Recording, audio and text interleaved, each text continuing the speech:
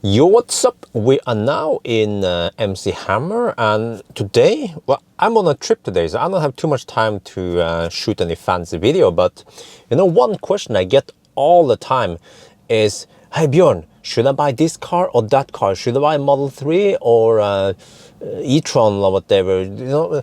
So usually I don't waste my time answering it because it needs so much deeper digging into what your needs are and all of that.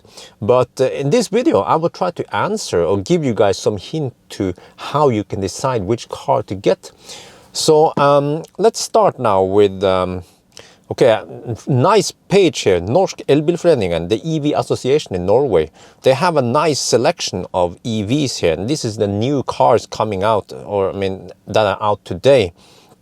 So I can quickly walk through this list here, a very nice list, by the way, because I think I tried most of these cars. But let's see, if you start on the top here, okay, Etron, if you consider buying an Etron, how is the Etron?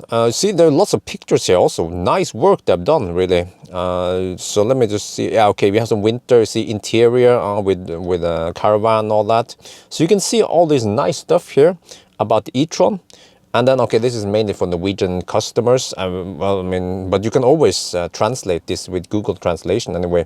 So see, there is some technical stuff here about what range it is, how many kilowatt hour you have. Well, actually, I think this is the old one. Now it should be, the new models, they have 86.5 kilowatt hours net capacity. But you see, you have all the spec here. Also warranty, how much power it has, all that, the range figures, onboard charger. I think also some of these also mention what the price is. So you can read more about it here, but I'm gonna give you my impression of the Etron. The Etron is a quiet car, super comfy car, a little bit thirsty though, like I always make fun of, yeah, but besides from that, you know, you can pull a trailer with it. You have air suspension. You can race it if you need to go. What the heck? Why are they driving around in the snow like this? But this is not normal driving, by the way.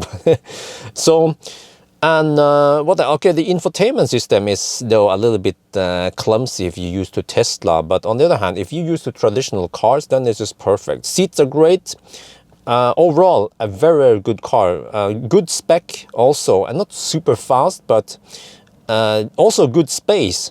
Yeah, I don't know if there's any info about the space here, but fairly spacious car. So, you know, if you're wondering if you want to get a family car, then Etron is a good choice. And also, what the highlights, the big advantage with Etron, I don't know if they mentioned it here, but it charges really fast. You have a nice flat curve to about 75–80%, almost, yeah, peaking at around 150 kilowatt.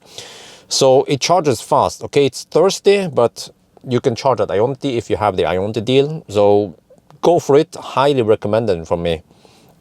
All right, next car. I can't spend that long on each car, should I? Sportback. Okay, I should mention, the Sportback is similar to the regular one. It's just that you have slightly less space. Why is it loading so slow here? I'm 4G Plus. Whoa, what the shit? Okay, hang on. Let me just reload here. We have, the web page is kaput. Okay, I don't know what the heck is wrong. Okay, let's not load that one then. But Sportback, okay, it's sportier than the regular one, and I drove these two cars. But you don't compromise that much of the space. So I found that it's still very good space, but because of the shape, I guess, and also slightly less weight, it's more efficient than the regular Etron. So, but it's more expensive. But overall, these two are pretty good cars. And in terms of comfort and noise and everything, these two are identical, of course. By the way, if you are speccing one, I highly recommend getting the acoustic glass side windows. It doesn't cost that much more extra. I think it was 6–7,000 NOK, but you will have less noise. Okay, the i3. Well, I tested many of these i3s over the years. Very nice car, again, fun to drive, and it's small. And it's different, and it's built, I feel like, okay, they actually put some effort into making an EV So you have nice open space in the middle here. It has app support, that's good. It also charges fairly fast. Well, it only supports 50 kilowatt though, but it charges fairly fast to 80%, actually 85% on the latest version. Range is also good. Oh, there you have a charging, yeah. Range is good, but I kind of wish that it supports 75 kilowatt or higher. And the latest battery has 44 kilowatt hour, but it can only support 50 kilowatt. And also, the downside though is that the space is somewhat limited. I don't know if there is a picture of it, but because this car is not born electric, okay, you have a frunk here also. The frunk is not waterproof, by the way, so just put something that can withstand water in there. But the trunk is kind of small because here, so yeah, I'm just shamelessly using the pictures from Norsk Elbilforening, but you guys should check them out. They're pretty cool. Under here we have, they have made space for the REX, the range extender. So even if you get the BEV, the battery only, you cannot utilize the space under here. So the space on the i3 is kind of limited compared to many of the other EVs. But at least the latest one have 22 kilowatt AC onboard charger. And it's a fun car to drive because it has 170 horsepower, or if you opt for the S version, then you get 184 horsepower. So it's a fun car to drive, fast, all that. And when it comes to noise, not the best. It has frameless windows, so it's kind of noisy when you drive on motorway. And also, yeah, speaking of motorway, it's not super stable on the motorway. Maybe because of short wheelbase or something, I'm not sure. But if you drive faster than 120 kilometers per hour, it feels a little bit unstable. But in the city, superb. Easy to park, also good turning radius. Crossback EVs DS3. This one, the highlight on this car is that it's actually a fairly quiet car compared to the brother, the E28. Inside though is a mix. It's that let's see, I hope they have some pictures. Yeah, they have a picture there. So interior wise, it's just bombarded with diamonds. And also, I feel like the whole infotainment system is a little bit clumsy. This touchscreen there could have been closer to me. I don't know why they didn't push it 5 centimeters more forward, or actually backwards into the cabin. But other than that, it's a nice ride. Space-wise, though, is not the best. I feel like Leaf has more space, but okay, well, they can actually put the bicycle in here. If you take off the front wheel, then it works. I mean, at least it's a hatchback, so it has okay space. And also, yeah, speaking of charging, it can peak at roughly 100 kilowatt, below 10% roughly. Well, how much was it again? Around there. And then most of the time you will get 75 kilowatts. So charging speed is also fairly okay. So overall, it's a good car. It's kind of expensive though. It's 330,000 NOK or something in Norway. So it's a little bit expensive, but overall also a good car. I also drove around with it. Let me see. Let me try another check the next one. Honda E. Whoa, what should I say about Honda E? It's a city car. Very compact space. Oh no. Oh no. Don't bug. Ah shit. Okay. It seems like half of these work, but space-wise, Honda E, it has very little space. Just expect that. But it has cool interior, and also the 3D camera. The 360 camera, the auto parking features, insane, and also the turning radius is also insane. It has short wheelbase, but it actually feels quite stable on the motorway, unlike the i3. So I don't know why, but. Overall, pretty cool car. I feel like it's a little bit overpriced because the charging speed on this is shit compared to many other cars. It's even worse than the i3. So it's a car you would rather use in the city, but okay, occasionally you can go on to the cabin or something, but your Trans-Europe road trip will probably not work very well. But it's a cool car, and by the way, those camera mirrors, they actually work sufficient, but I still like the conventional mirrors better. Feel like I don't get the same viewing point as the conventional one. Okay, the Ioniq 2020. Ioniq is of course the efficiency king. Can we load this one at least? Come on. 9.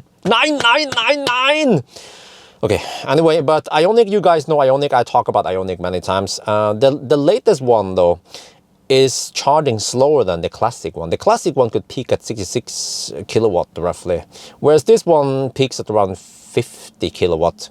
It charges slower, but it has a bigger battery, and then it has app support. That's good. And what else? It has liquid cooling. Space-wise, it's actually fairly good. So I'll come back to the whole space and all that, but I'll just talk you guys through all this. So overall, also a car I would recommend you buying. Now, the new Ioniq is slightly more expensive than the classic one. And what I like about the classic Ioniq is that it was affordable. You can spec it up for 280k usually in Norway. Nowadays, you have to spec this one up to about 330,000 NOK roughly. Kona EV, 64 kilowatt-stunden battery. On a good day in Norway, you can get 500 kilometers of range. Awesome, it charges fairly fast. Space though, is not the best. Can I load this one? What's up with all this today? Oh, this is bad luck today that it happens. This is probably server side or something. I don't think this is client. Can we load the Quattro again? I mean, it did. Yeah, you see, it works here. So it seems to be some bug. Maybe Elbilforeningen should fix this. But okay, Kona overall, very good range. Also very efficient. Yeah, these Korean cars are really efficient. So if you care about efficiency, get the Korean cars. But again, space is not the best. And now actually it comes with 300 kilo towing hitch. So you can tow a little bit of stuff. That's good. But 300 kilo. It's like we call it Teslabjorn, right? But at least, okay, you can put some accessories on it. What else is it? Yeah, now the latest one also has app support. The earlier models didn't have app support, but now you have it. You can preheat, you can check battery status or whatever. Next one, Jaguar iPace. Come on, please load, please. Oh yeah. So the iPace is one of those premium cars. You have all-wheel drive, you have actually pretty nice power. It's fun to drive. It's comfortable. The suspension is nice and comfortable, but it's also sporty. So if you compare this to Etron, the Etron feels a little bit more like a boat. It's heavier, it wags more, even if you put it in the lowest sports setting. The iPace is a more fun car to drive, but the iPace, on the other hand, has less space, and also the infotainment in the iPace is kind of shitty. It's laggy and not as good as Etron when it comes to these three different screens. So you have screen. Let me see. Do they have a closer picture of it? No, but well, maybe they have. But wait, is it? What is this one? Okay. No, but I feel like okay here. You see, so I've driven this car many times, also on long trips, but I'm still not too happy with the whole infotainment, how it's organized and how kind of laggy it is. But on the other hand, what I like about the iPace is the interior space. You see, you have small pockets here, you have small pockets. I don't know if I can see. Do we have any better pictures here? We have door pockets, we have pockets in the middle here. You have lots of nice pockets all over the place where you can put stuff. When you're on vacation with your wife and your family, you want to put stuff in there, you can fit mobile phone, charger, whatever in here goes. Yes, nice. And also at night, I don't think we have any pictures here. Well, this one kinda. At night, you also have nice ambient lighting to light up the interior. So I like it. Overall, the interior on the iPace is really good. When it comes to efficiency, it's kind of thirsty. Yeah. So, and also when it comes to charging speed, not the best when you compare to Etron. Etron charges way faster. If you drive a lot and you don't want to wait too long, then you probably want to go for Etron or Tesla. But overall though, it's a nice car, and this one can tow 750 kilo. It's not that much compared to the competitors, but still, yeah, for example, the Model X can tow, what is this? No, this is not the Optimus Prime. But Model X can tow 2250 and Etron can tow 1800. Same with EQC. So Towing capacity is not the best, but on the other hand, I mean, if you don't tow that much, then it's a pretty good car. And also the latest model now comes with 11 kilowatt AC onboard charger. The previous model has only 7.4 kilowatt, which I think is a little bit too slow for such a big car with 90 kilowatt hour battery. But okay, enough about the iPace. E-Niro is similar to Kona, but E-Niro has more space than Kona. But then Kona is slightly more efficient than E-Niro. But if you want a family car or even a taxi, yeah, like the taxi driver in Oslo, E-Niro is just superb. So overall, I'm super happy with E-Niro. Now it's only front wheel drive. It's not a premium EV, but it still has 64 kilowatt hour battery, and you can get around 400 to 450 kilometers of range, depending on how hard you drive it. But it's still a very decent car. And also latest model of E-Niro also has app support, but in the beginning they also didn't have app support, so that was a bummer. This one also, I think, correct me if I'm wrong, I think this also comes with 300 kilo towing capacity nowadays. Same with Esol also. Esol also comes with 300 kilo tow hitch and 64 kilowatt stunden. So Esol, it's if you compare Esol with E-Niro, these are the Korean cars, by the way. E-Niro is longer, has more wheelbase, is more comfortable, whereas Esol is shorter, more compact, better in city. And it's also, I think it's slightly taller, so you sit more upright. So the space in Esol it's still pretty good space there, but it's just that it doesn't have the length like E-Niro has. But the Kona has the worst space. So if you range them, these Korean cars, if you want them, then this one is in the middle when it comes to space. But also I have to point out that the ride in these Korean cars are not the best. E-Niro might have the best ride comfort because it has the longest wheelbase, but Kona and Esol, they run over the bumps in a weird way, and it bounces in a weird way. So if that's important for you, then you should try to get one of these more premium EVs, but they are more expensive, of course. Lexus I haven't tried, so I have no idea what they're I will talk about it later. EQC, oh, let me see, can I load this one? Can I load? Please work. Yeah. I've driven EQC many times, also from Oslo to Frankfurt. So overall, it's a nice car. It's super comfy. It's the quietest car. It's even more quiet than Etron. And the charge port is in the back there, which is also a plus. The Etron, by the way, has charge port in the front. It's kind of cumbersome. When you see, you can park like this. Etron sometimes has problems plugging in at these tritium chargers because the cable is by default a little bit short. But EQC, though, is based on a GLC fossil platform. That's the downside. Here you see the interior, so it means that let me see, do we have a picture of the back? Yes, okay, yes, you see. So I think if I remember correctly, there's a hump here in the middle here. So because this car was not built as a pure EV, then you don't utilize the space good enough. For example, the hood is awfully long because they're supposed to fit in a big ass fossil engine in here, and then the space in the back could have been better. So, and also this touchscreen interface here is not my favorite, because I feel like, okay, they made it nice and good looking, but they should have put this touchscreen slightly closer to the driver. But overall though, very comfortable car. The sound system is awesome. If you get the Burmester sound speakers, ooh, really good. What else should I say about it? Yeah, it has tow hitch, and also what I like about this one is that it has automatic tow hitch thing, so it will come out and disappear automatically. You don't have to touch the tow hitch, and it can pull 1,800 kilo. Yeah, you see here. That light, by the way, is cool. It lights up you at night. You see this weird lightsaber coming towards you, and that's EQC. And also charging speed is okay. It charges faster than iPace, but not as fast as Etron. Etron is king of the hill, kind of, in that. Okay, here you see the big ass fossil stuff. But even on long trips, it's okay. I mean, I drove it to Frankfurt, and I could.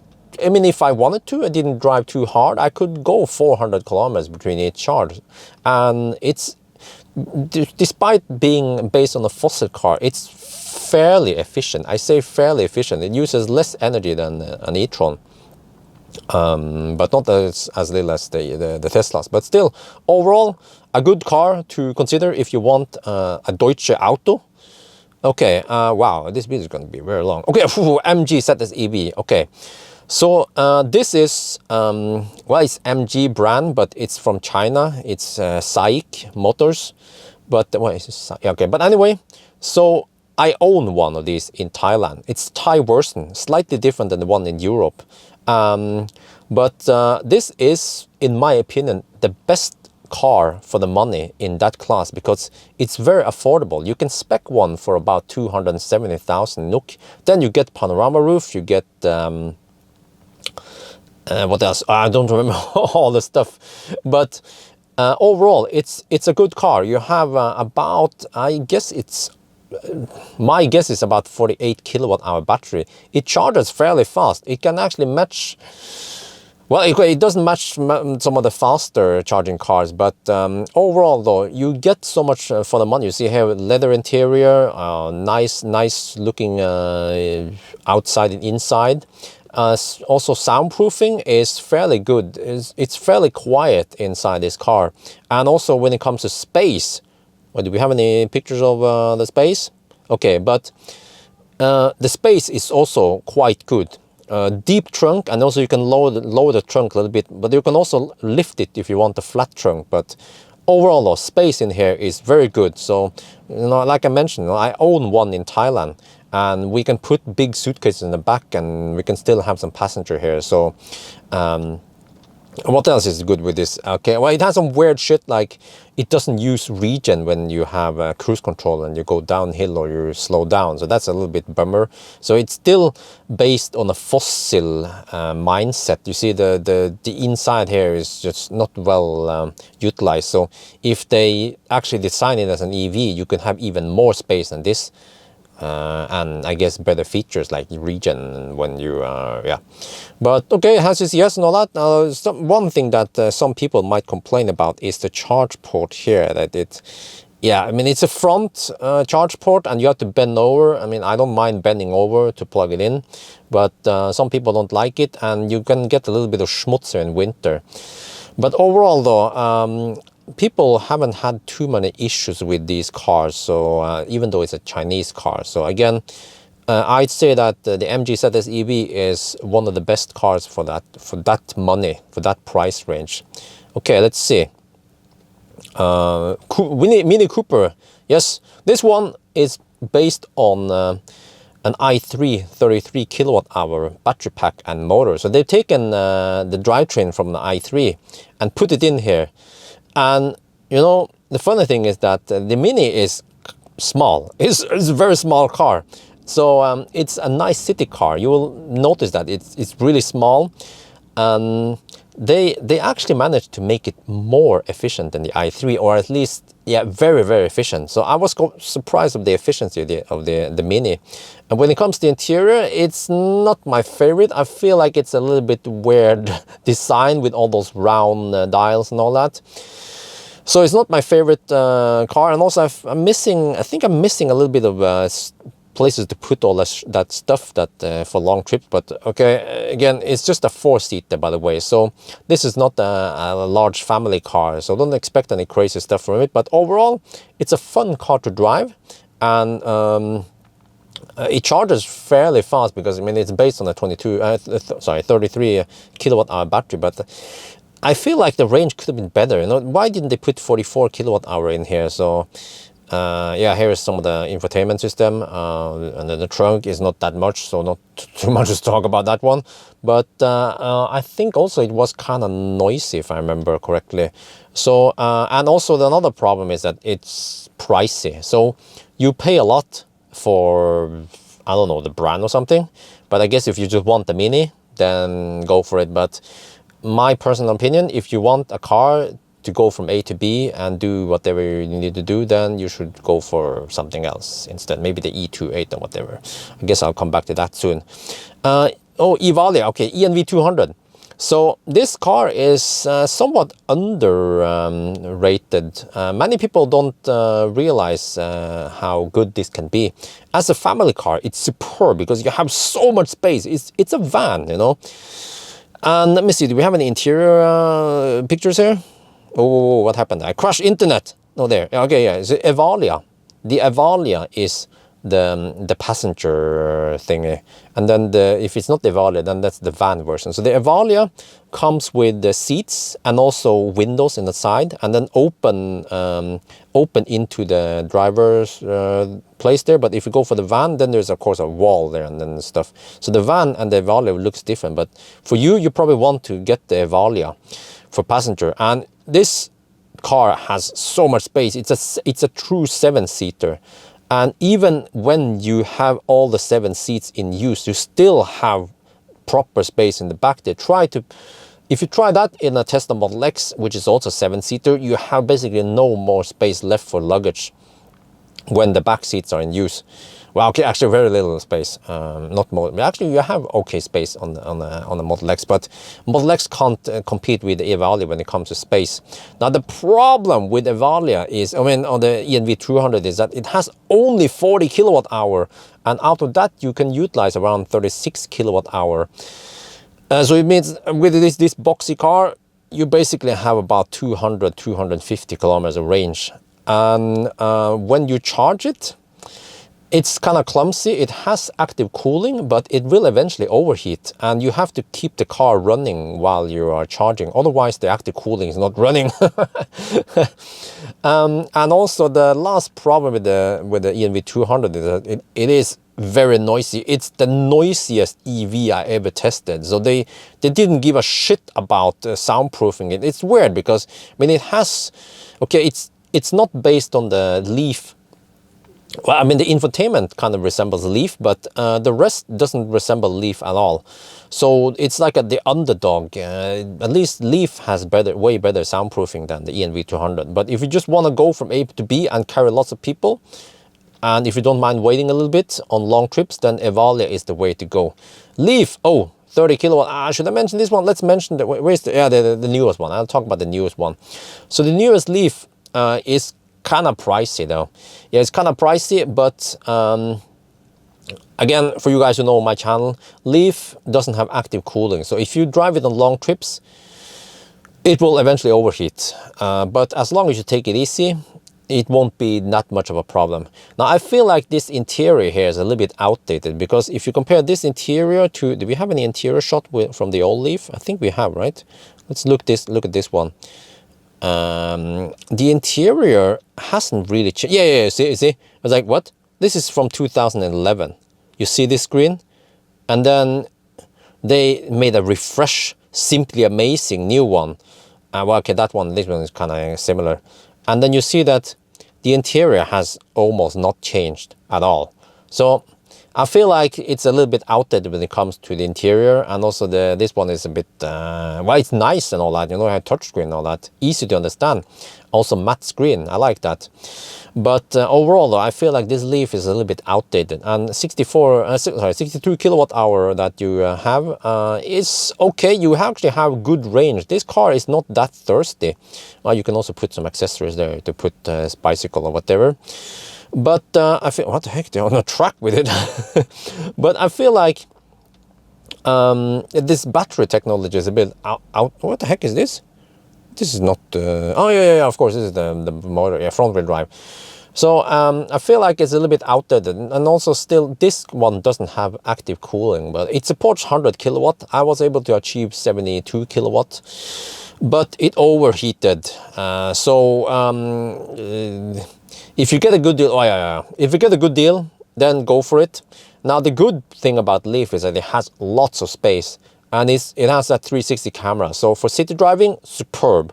And also it's a hatchback, so you can put lots of shit in there. So it will work great as a family car. And you know, if you drive on long trip with family, then you probably don't have too much of a rush anyway. You have to go with your kids, whatever, and eat them, whatever. So it means that for a family, it's fine. But of course, if you are a single guy who just likes to hammer a lot, then Leaf is definitely not the car for you. Okay, anyway, let me see. Oh, wow, there's so many cars. I didn't expect it to be that long.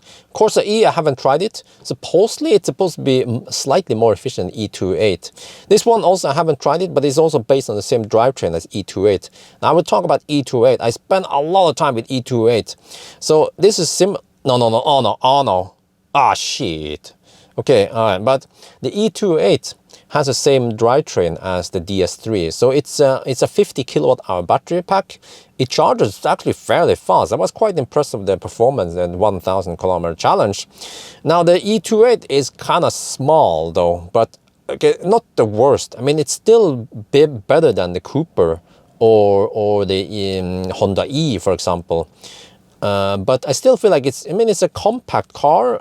You can call it a city car, but you can also take it a long trip because it supports fairly fast charging. And this one also has 11 kilowatt onboard charger. So that's always good that you can charge faster if you don't want to DC fast charge it. But on the other hand, what I don't like about the E28, well, we can actually look at the DS3 because it's basically the same in infotainment anyway they use. The whole infotainment here is kind of, yeah, like, I mean, I feel like it's not designed as an EV. Okay, you see state of charge here while you're charging, but when you are not plugged in, then you don't see state of charge, and you also don't see charging speed. Most cars actually that I talk about today, actually many cars, not most cars, many cars, they don't see charging speed, which I find useful to have. So overall though, the E28 is also one of my favorite. I mean, it's kind of not the cheapest EV. You probably have to spec it to about 330,000 NOK. But overall, it's a nice car. But would I choose it over let's say the Ioniq, which also costs about the same? Kind of hard to say because Ioniq has more space again. So, you know, I'm not going to tell you buy this car, buy that car. It depends on your needs. I'm just telling you about how it is. Okay, now we come to more expensive cars. Taycan 4S. Taycan, I tried at least 2 of those, and it's just awesome. The whole ride and the whole sportiness. I mean, it has the Porsche DNA. You know, it's fast, it's quiet. It's comfortable. Okay, not as quiet as Etron or EQC, but it's still fairly quiet. Also, the whole touchscreen here, I think it works good, not outstanding. The outstanding touchscreen is Tesla. Yeah, not because I'm a Tesla fanboy. No, this is my personal opinion. Okay, I don't give a shit about what you think. No. I'm gonna get so many hate comments now. But overall, though, it's a nice car. It charges fast. It's just blistering fast when it charges.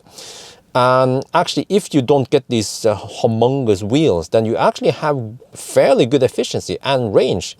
If you go for the big battery, you can have as much as 580 kilometers of range, which is on par with Tesla. Well, okay, not the latest Tesla, but most Teslas.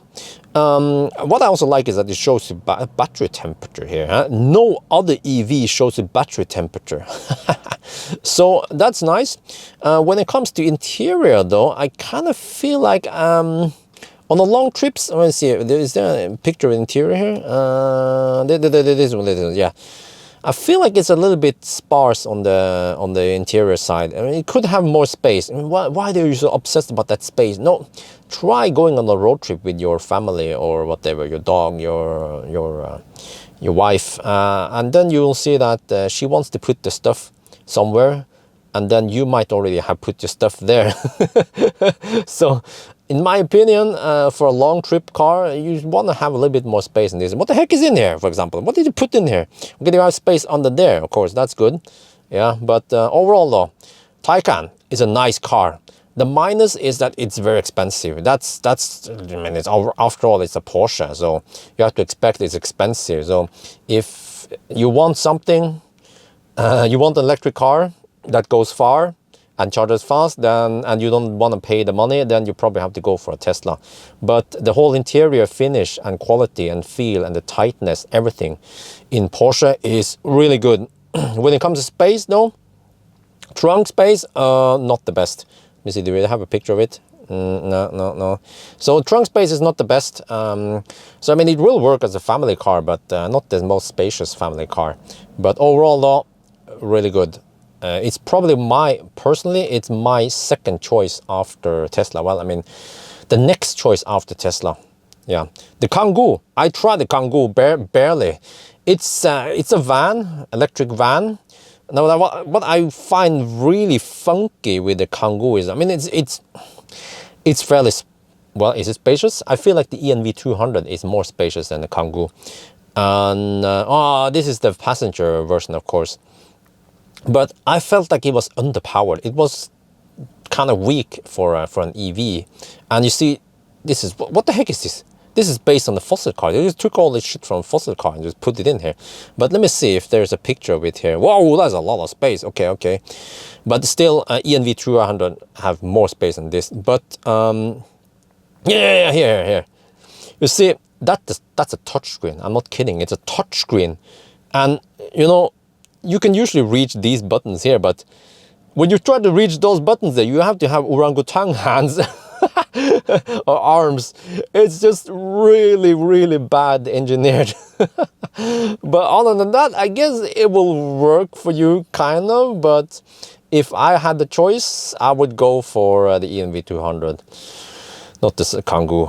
All right, I've done that. Okay, Zoe. Okay, Zoe. Yeah, Zoe. Zoe, though, has good reputation throughout Europe. So this one, the latest version, finally supports 50 kilowatt DC fast charging, CCS. And overall, it's a nice car. It's compact. You know, they want to make it compact from the start. So it's a compact car. So it means that the trunk space is not the best, but it's good for the city. But also you can use it on long trip because it supports DC fast charging.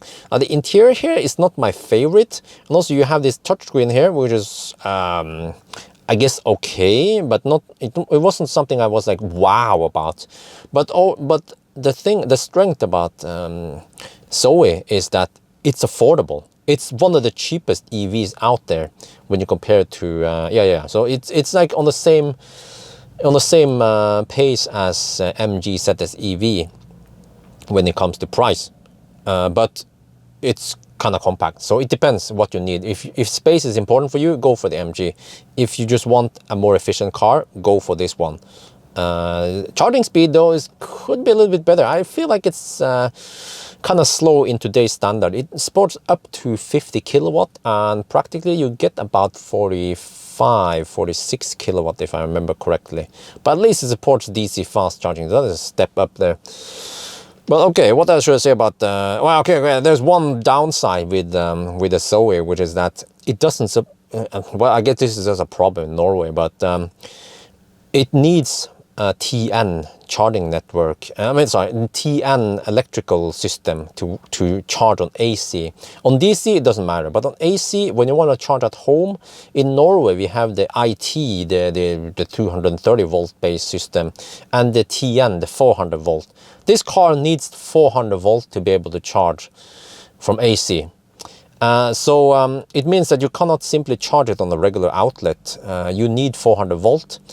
But they supply you with this transformer. Yes, it's actually a transformer. It transforms up to 400 volts. You can charge it, but you have to bring it with you. So that's a little bit bummer. There's one. There was a.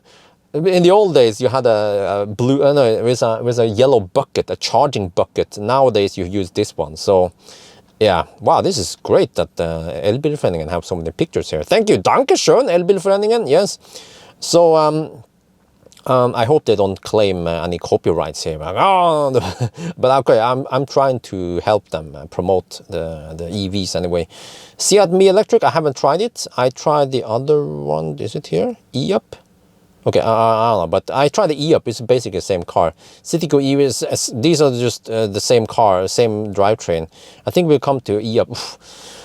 Model 3 performance. I should also mention this one. Many people consider Model... No, oh no, 9. Okay. But we don't have to. You guys know the Model 3. So the strength with Model 3 is that it has superb infotainment system. You just have to get used to it. There's no instrument cluster, but what can we? This won't work.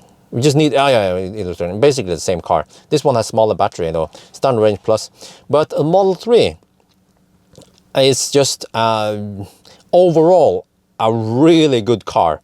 So you get so good car for the money. The strength with Model 3 is that it's super efficient. It's almost as efficient as Ioniq. I actually claim that Ioniq is slightly more efficient than Model 3.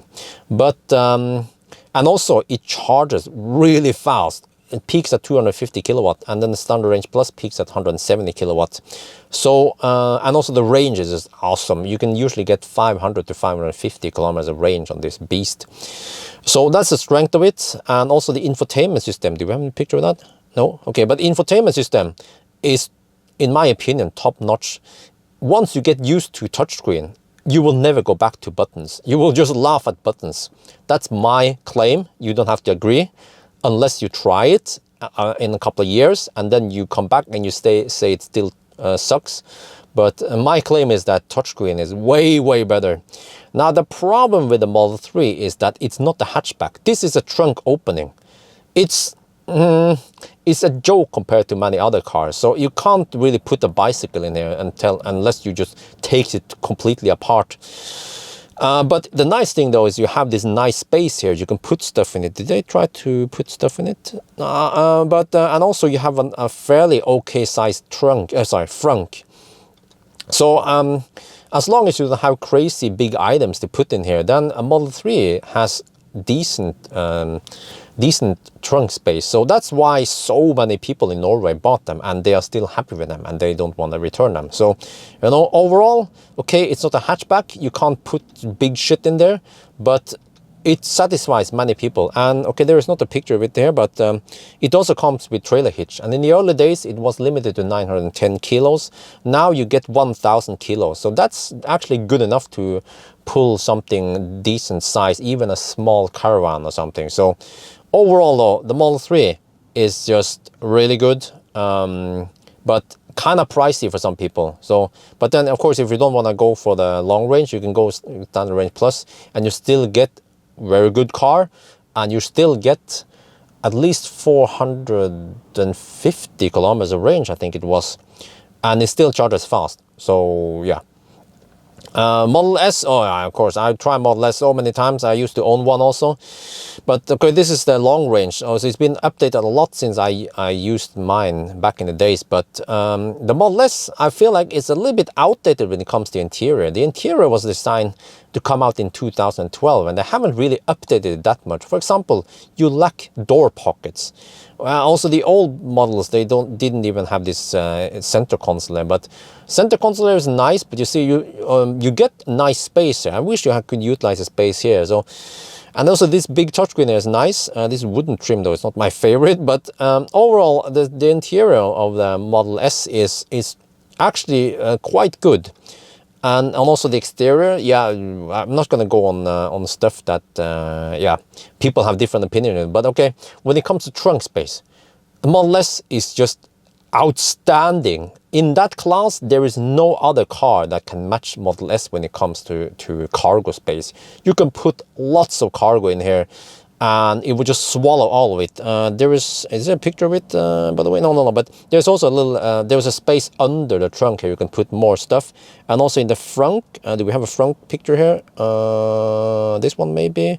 No, but the front, the front is also fairly big. If you go for the classic one, you have even more space in the front. So the strength of Model S is just pure space, lots of space. When it comes to comfort, these ones usually comes with air suspension, very comfortable, and also soaks up the noise. So the noise level in Model S is fairly good. It's not the best, but it's also not the worst. So it's fairly high up there, as long as you go for the 19-inch. If we go to 20-inch, as 21-inch, then that's your own fault. But when it comes to charging speed, Model S can't match Model 3 because Model S is based on kind of old technology. So that's not the best one. And also another downside with Model S is that it doesn't have trailer hitch, not even a hitch for accessories for bicycle or whatever. So that's a bummer, but at least it has roof rack. And of course, needless to say, it has app support. Every Tesla has it. And what else? The Model S is also the fastest of, well, actually, You can discuss whether it's Model S or a Taycan, but for the money, you get a really fast car if you go for the performance. Okay, let me see. How far? Holy okay. How far are we? Where far are we? I don't know why it's scrolled up there. Then, okay, this is the old. So I don't think I need to mention. Okay, classic Ioniq. I should mention the classic Ioniq. Maybe. It's cheaper. You can't buy it new anymore. It has smaller battery, lower range, but it charges faster. The downside with the classic Ioniq is that it doesn't have app support. Oh, you have pictures there. Nice. You don't have app support, so you're kind of in the dark there. But overall, as a good car if you want to buy it second hand. But let's see now. Kia Soul. Well, this is also the old Soul, so I'll probably not mention. I will try to talk about the new cars coming up. Ampere E is kind of old nowadays. It was very good many years ago. Okay, it doesn't work. Yeah, shit. But back in the days when it came out, it was good. You know, it was supposed to be the Model 3 killer. It has a 60 kilowatt hour battery. You can utilize about 57 out of it, and you can also get around 400 to 500 kilometers of range. You know? And the Ampere E is fairly efficient car, and also powerful. 200 kilowatt 200 horsepower, and not that heavy compared to some of those Korean cars. And space-wise, it's also fairly okay, but again, not the best. But many people actually use this as a family car, so it's a nice car. It also has app support via the Opel system, but charging speed is shit. So it will peak at 57 kilowatt also at high power charger, but it starts throttling early. So already at 55%, you're down to 35 kilowatt, if I remember correctly. So, but because it has good range, you can also drive it on semi-long trips. But trans-Europe road trips can be a little bit cumbersome with the Ampere E, and it's getting old. So that's why, yeah. Okay, E-Up, the latest E-Up, I think, no, this is the, well, kind of, is it the E-Up? Okay, I can mention this one. So the latest E-Up comes with 30, well, how much was this again? I don't remember, 36 kilowatt hour something, roughly. And you can get almost 300 kilometers of range. But it's a small car, but fairly spacious in back though, not like super spacious. But it's a good city car and good range. Let me see, do we have any interior shots here? Okay, the interior kind of, is this the old one? I'm not sure. Looks like the old one, right? But the interior is a little bit basic. And also the infotainment is also kind of basic. So, wait, do they still have that handbrake? I'm not sure, I don't remember, but I've tried the new one with the new battery. So it will fulfill your needs for driving locally, plus also occasional trips to the cabin. But not that much more than that, you know. It's a city car, kind of. Yeah, I think many people don't like me calling it a city car, but you know, not too much space. But the strength of this car is that it's cheap. It's even cheaper than MG ZS EV and Zoe. You can usually spec it up for less than 200,000 NOK in Norway. So it's a bargain if you just want a car for the city or whatever. So you can even put a child seat there, and most cars can put child seat in there anyway. So, but the charging speed, if you need to fast charge it, it's shit. So it will charge slowly. So don't expect any crazy good speed there. So overall though, for the money, I still say it's recommended. Highly recommended or recommended? Okay. ENV 200 now, okay. Well, did they even have this one here? Well, okay, maybe I should mention these all triplets. They are good value for money. I mean, it's old. It's like, it's going to have 10-year anniversary soon. Or actually, is it? Nowadays, you don't want to buy this brand new. I think you can still buy them brand new, but don't do it. Buy secondhand instead. You can grab them for very cheap. It supports DC fast charging via CHAdeMO. And you know, also, well, it has Type 1 at least, so you know, at least it's an EV with some okay space, and the interior is kind of basic though. Everything, you know, the interior is basic, the infotainment is shit or almost non-existent. But if you just need a car for commuting, or you don't want to pay too much for an EV, go for this one. I think you can grab them for very cheap, secondhand on Finn. You can get them for like 20, 30, or maybe 30, 40,000 NOK. So Ford Focus electric, I shouldn't talk too much about it because I haven't tried it. I haven't tried driving it. The downside with the old ones was that they didn't have fast charging and they had shit trunk space. So maybe I should make a video about cars you should avoid. The classic Ford Focus electric is the one you should avoid. Also the Mercedes-Benz B250e here is also a shit car, shit EV.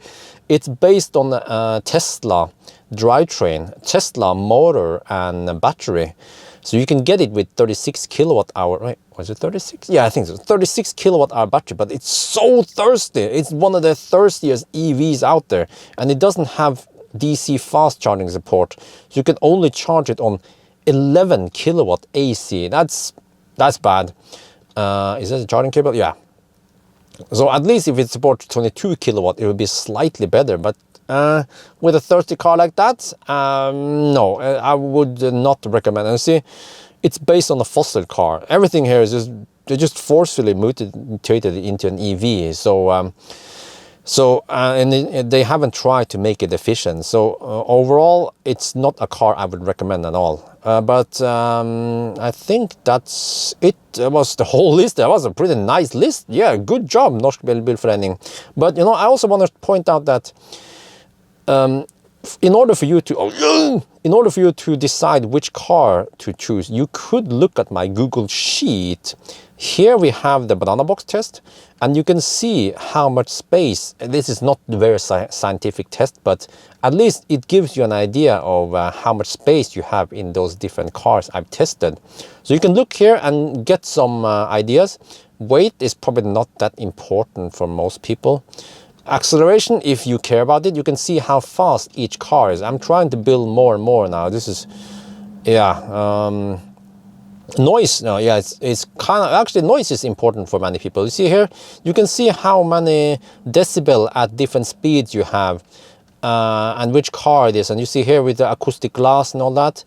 And then I mentioned Tesla. Yeah, Tesla is actually pretty good. If you go for the Raven nowadays, it's actually fairly quiet. And I think, yeah, I put the vans down here. Where's the in-between? Here's the in-between. It's so noisy. And then this one is important for many people, the range tab. How far will each car go and how much energy do they consume at 90 and 120 kilometers per hour? And what is the battery capacity? Everything is in here. Well, in the old days, I didn't bother checking all the stats, but I try to be more consistent now with all the tire size and everything, temperature. So here you can find out how far the car goes in different scenarios, if it's a 90 or 120 at least. I try to standardize the test. And then 1,000 kilometer challenge is like the ultimate test if you have to go really far, which is not that common. You don't buy a car to drive 1,000 kilometers every day, but in case of a vacation or something, you kind of want to know how fast it will be. And this one will give you an idea of whether the car you're looking for is suitable for long trips or not. For example, the Teslas are in general very good. Also Audi e-tron. And then in the bottom here, like I mentioned, you know, Honda E is not very good. There's my e-Golf. I didn't mention e-Golf. It wasn't in that list. But whatever is getting very late on it. And then yellow test is, well, I'm not sure about this one. It's just a test to see if you go to the cabin and you have uphill, how it will deal with it. So it's, I don't think too many people watch this one. I think the most important one is the range test or whatever. So, and also I also have one here, which is the charging speed. I tried to record some of this, and then